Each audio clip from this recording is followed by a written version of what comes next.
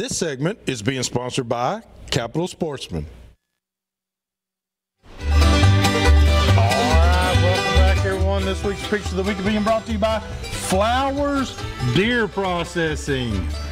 Hey, September 23rd, I'm telling you, he'll be open. Hey, let me tell you something. He already said now, he's not going to be open for the Kentucky deer season. So if you go up there and shoot one on September 2nd, don't take it to Flowers. He'll just say, boys, let's get that backstrap. We're cooking. No, but he ain't going to be doing any processing till the 23rd, which will be opening day of Tennessee season. He wanted me to let you know that. Okay? Our first picture, here's some trail cam pictures, ladies and gentlemen. If these things don't get you fired up ready for season, there's people been sending some nice you deer. really need some CPR. Yeah.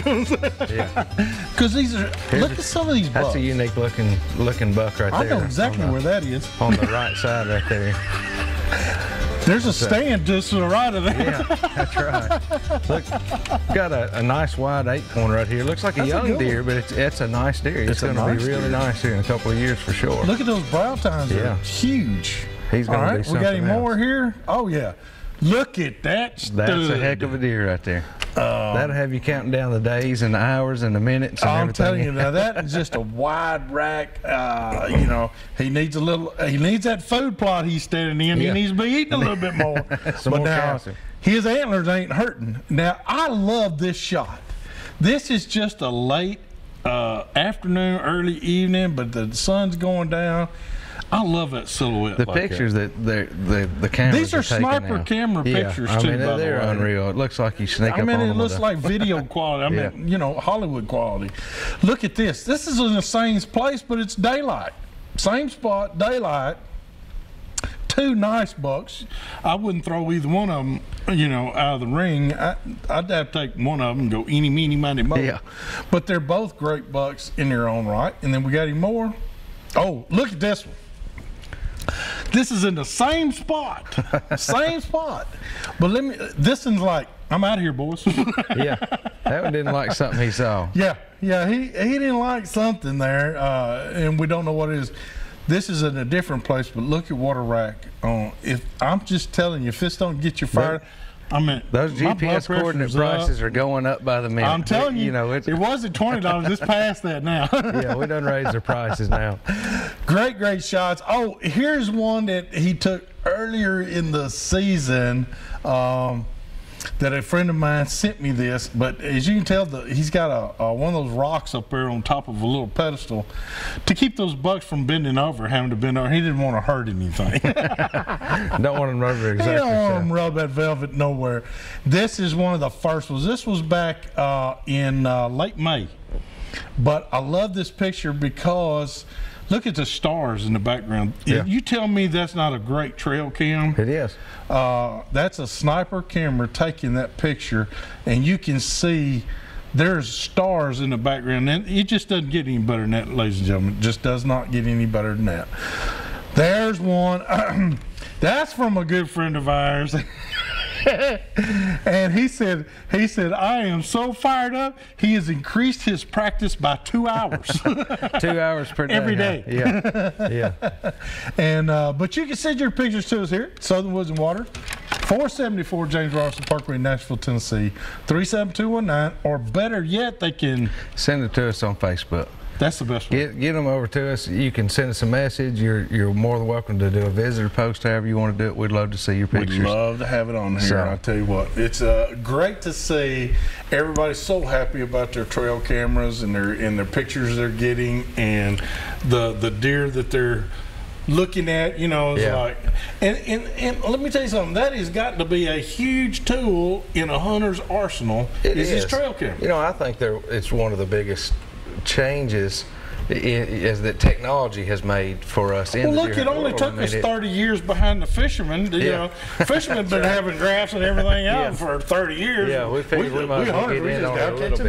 But it has. It's changed the world. It keeps deer hunting exciting year round, in my opinion. I mean, you know, watching them and seeing them from the minute they break. I just want James Jones to get me an earpiece that when they cross in front of that trail camera, I get a chirp. Lets me know he's there. You know, because how Hummingbird's got chirps, and Lawrence has got all these things. I mean, for fish, why can't we have it for deer? Yeah, let you know what's going on, right? I'm just kidding. No, I'm not really. Let's do something like that. We've got two fantastic guests on here with us tonight. We have with us Chris Grantham. Chris, thank you so much for coming all the way from Alabama. It's a long ride. It's a long ride, buddy. In a big truck. In a big truck. In a big truck. In a big truck. I was going to say a black Cadillac.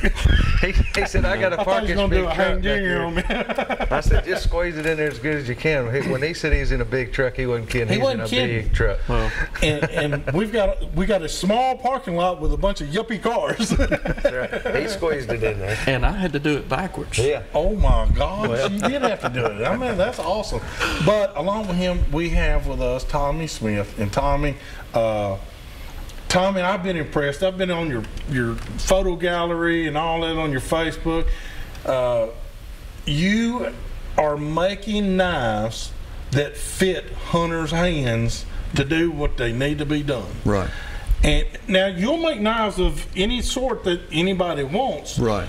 But your main clientele, would you say, is mainly the hunter that wants to Everyday hunters. everyday People- hunters. people that- That's what I'm Yeah. saying. You're a blue collar Right. knife maker. Right.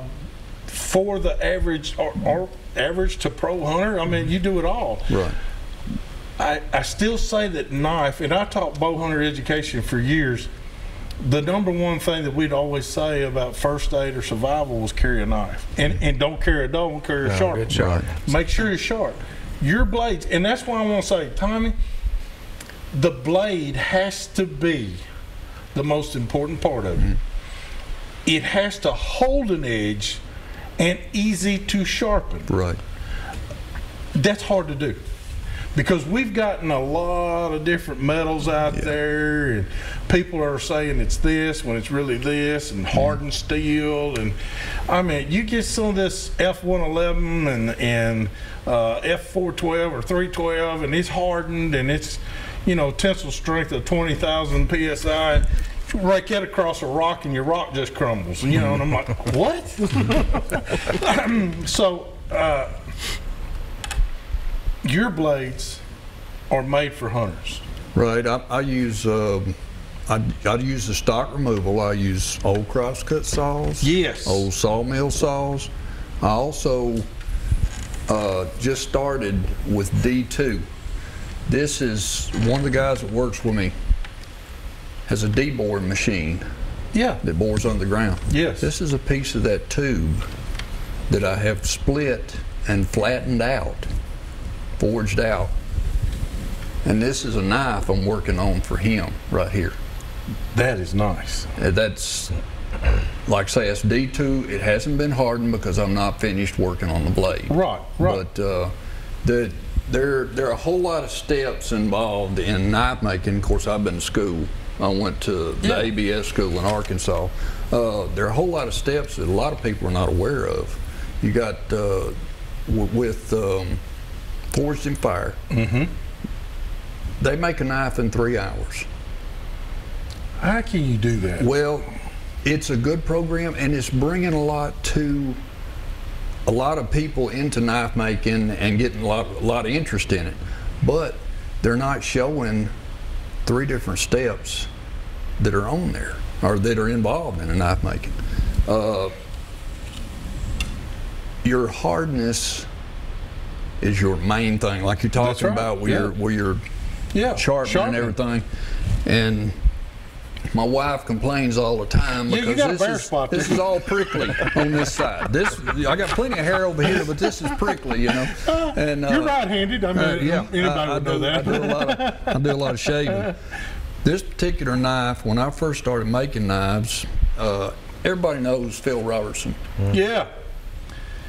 I designed a knife in honor of him, and I sent him the first one. I got a picture of Willie picking it up. This is a Mr. Phil knife made out of Damascus. And Now, explain to people what a Damascus blade is. okay, I don't make my own steel. I don't have the equipment. Right. Damascus, you can see the pattern in there. This is cable Damascus, where they take and heat a piece of cable and they run it through an extruder and they flatten it out. And then you take that piece of steel, you make your blade, you temper it out, and you got your knife blade. But is it a Damascus blade, a flap over like braiding something? It can be. You can take ball bearings. And some of the guys I went to school with, they're taking ball bearings this size and making Damascus out of it. You can take a piece of square tubing and fill it up with different kinds of steel, heat it in a forge, and then put it in a press and press all of it together. One of the guys that is a master smith where I went to school has got fleur-de-lis in the blades in 3 different locations, or a running horse. And it's all in how you lay that steel out to get that design in it. That's awesome. Well, I'll tell you what, we got to do our product of the week right quick. So, well, this week's product of the week is being brought to you by our friends up at Caney Fork Outdoors. Be sure to go up there and give them a holler at the river store up there at Big Rock, or you can go down here and see Ryan over here at the old Donaldson Chopping Place. And by the way, they have got all kinds of special deals going on at Silver Point and in Donaldson. Yeah. They wanted me to let you know, come on by. What you thought was one price has now been changed. Yeah. They are slashing prices, getting ready for new product lines. So hurry in there and check them out. Yeah. Well, I'll tell you what I got this week. I've been wondering what this is. All right. This is another product. Do you remember the company Fun Guns and More that we met when we were at one of the shows? Yeah. Well, they make these. You might remember I had the call, the call lanyard before. Well, this here's one of the neatest little things that I thought they had, and this is it's kind of a standard tote. It can be used for multiple different things, but one of the main things is a bow strap. So you can take and pull that out on either side like this. Make a bow strap out of it. It'll make a deer drag. It'll make you can carry a turkey with it, turn it around to get him, shoulder a turkey and carry him out of the woods. But one of the neatest things too that he was showing me is the survival side of this. There's 30 feet of cord inside here that's actually removable to where it still maintains its integrity. And you can take 30 feet of cord out of this should you need it for something in a survival situation or something like that. So I thought this was a pretty neat product. That it's versatile. You can use it for a lot of different things. You sure can. And I'm sure if you spend enough time with it, you come up with some other uses for it. Just other things you can use it for. So I thought it was pretty neat. Who again makes them? This is from Fun Guns and More. Fun Guns and More. And you can give them a call at 757-641-2569. Give them a call or go to fungunsandmore.com, either one or funguns1.com. They got a lot of stuff. This is just two items. This is just 2 items. So anyhow, 757-641-2569. Give them a call. All right, we're going to go to a break. We'll be right back with more Southern Woods and Water.